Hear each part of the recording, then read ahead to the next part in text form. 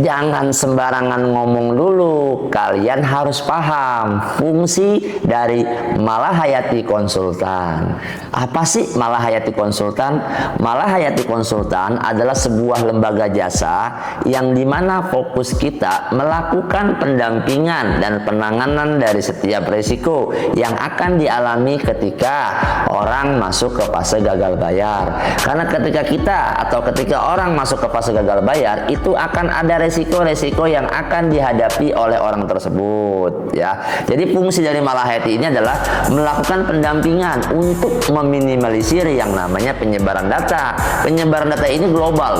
Penyebaran data itu bisa dari kontak real, bisa dari medsos, dan ke emergency kontak ataupun ke rekan-rekan kerja kita.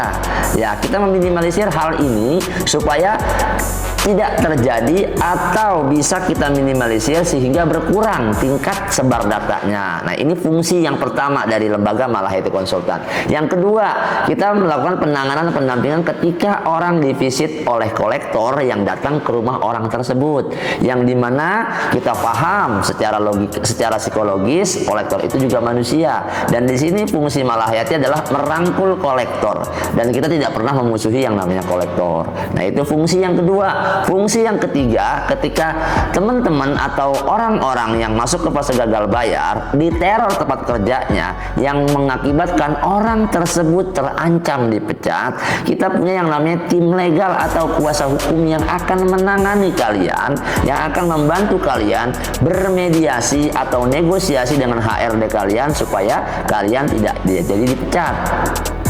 Ulang nih, supaya kalian tidak di PHK.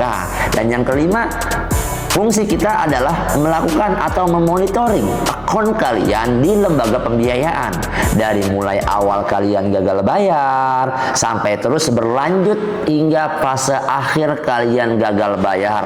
Ya, kita akan memonitoring